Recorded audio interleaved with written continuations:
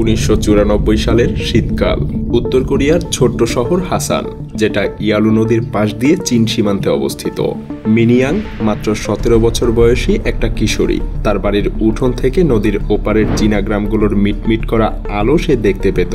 তার চোখের সামনে ছিল স্বাধীনতার স্বপ্ন, কিন্তু সেই স্বপ্ন এত কাছে থাকলেও তা ছুঁতে গেলে সে জানে কোন অসম্ভবকে সম্ভব করতে হবে।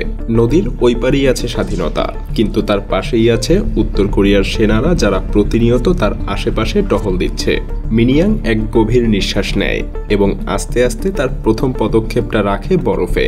এটাই ছিল তার জীবনের রহস্যময় যাত্রার প্রথম পদক্ষেপ, এক দুঃসাহসিক যাত্রার শুরু, যা তাকে নিয়ে যাবে এক আশ্চর্য এবং দীর্ঘ 7 বছরের এক অসম্ভব অভিযানে। 2017 সালের নভেম্বরের এক মলিন সন্ধ্যায় আমি নিজেও শুরু করেছিলাম মায়াজাল নামক এক দুঃসাহসিক অভিযান।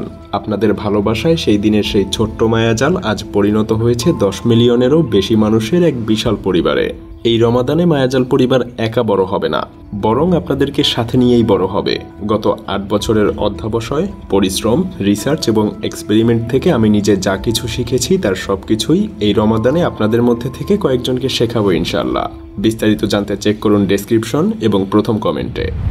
উত্তর কোরিয়া তার নাগরিকদের উপরে যে নির্মম অত্যাচার চালায় সেটা বিশ্বজুড়ে কুখ্যাত। সেই সাথে কিম জং উনের শাসনামলে পালানো যেন আরও কঠিন হয়ে উঠেছে। আরও বেশি বেড়ে যায় নিরাপত্তা, বেড়ে যায় বেড়া এবং শোনা যায় নতুন আদেশ, যে কেউ সীমান্ত পেরোতে চেষ্টা করবে তাকে গুলি করে হত্যা করা হবে। কিন্তু প্রতি বছরই শত শত কোরিয়ান নাগরিক প্রাণপণে চেষ্টা করে তাদের দেশ ছেড়ে পালানোর। ফলাফল, অসংখ্য মানুষকে মরতে কিংবা বন্দী হতে হয়। একের পর এক ভয়ঙ্কর যাত্রা, একটার পর একটা নির্যাতন, কিন্তু এর মাঝেও তাদের একটাই উদ্দেশ্য, স্বাধীনতা। মিনিয়াং, যারা জীবনে এত কিছু সহ্য করেছে, সেই ভয়াবহ অবস্থাকে ছাপিয়ে যাওয়ার জন্য চীন সীমান্তের দিকে পা বাড়ায়, যেখানে তার সামনে শুধু একটাই প্রশ্ন ছিল, যদি এবার পালানোর সুযোগ পায় তবে কি তার জীবনের গল্প এক নতুন পথে মোড় নেবে, নাকি বীভৎস কিছু ঘটবে তার সাথে। যদিও উত্তর কোরিয়া থেকে পালানোর অনেক পথই আছে, কিন্তু সবগুলো পথই ভয়াবহ এবং রক্তাক্ত। সবচাইতে সহজ পথ মনে হতে পারে দক্ষিণ কোরিয়ার দিকে যাত্রা, যেখানকার ভাষা এবং সাংস্কৃতিক ঐতিহ্য প্রায় একই।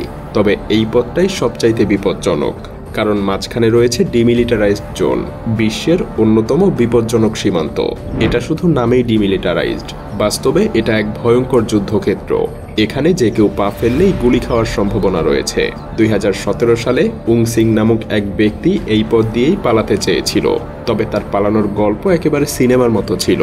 হঠাৎ একদিন বিকালে ডিমিলিটারাইজড এরিয়াতে অদ্ভুত কিছু ঘটে। উং সিং একটা সামরিক গাড়ি চালিয়ে সীমান্তের দিকে যাচ্ছিলেন। দক্ষিণ কোরীয় নেতারা তার গাড়ির গতিবিধি লক্ষ্য করে এবং তাকে তাড়া করতে শুরু করে, কিন্তু উং সিং না থেমে গাড়ি ছেড়ে হাঁটা শুরু করে। উত্তেজনায় তার শরীরে তীব্র আঘাত আসে, তবুও সে হাল ছাড়ে না।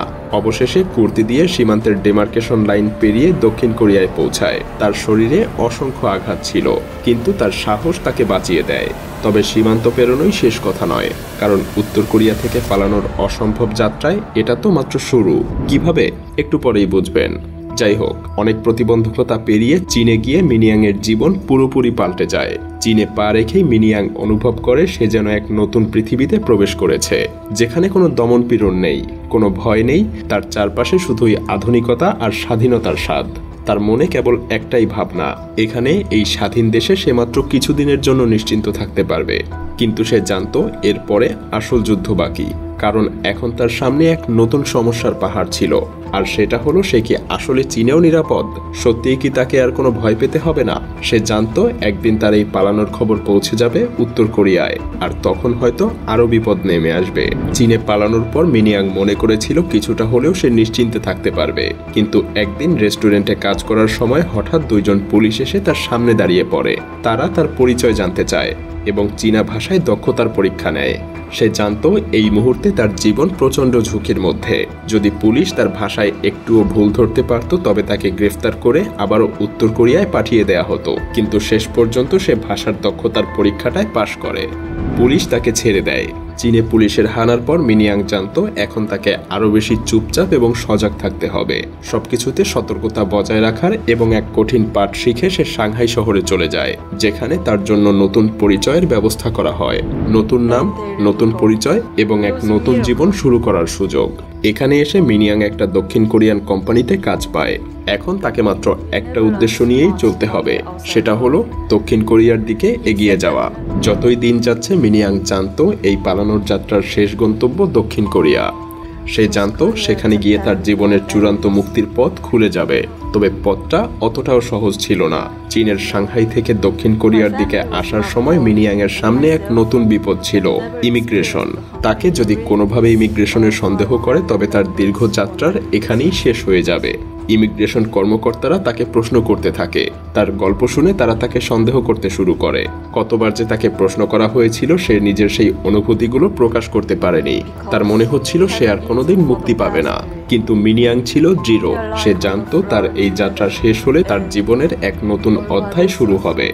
কয়েক সপ্তাহ ধরে জিজ্ঞাসাবাদ এবং ভয়ঙ্কর পরিস্থিতির পর অবশেষে তাকে দক্ষিণ কোরিয়ায় প্রবেশের জন্য অনুমতি দেয়া হয়। তার কাছে সেই মুহূর্ত ছিল জীবনের সবচাইতে বড় জয়, যেখানে একাধারে তার কষ্ট, আত্মত্যাগ আর ত্যাগের প্রতিফলন ঘটছিল।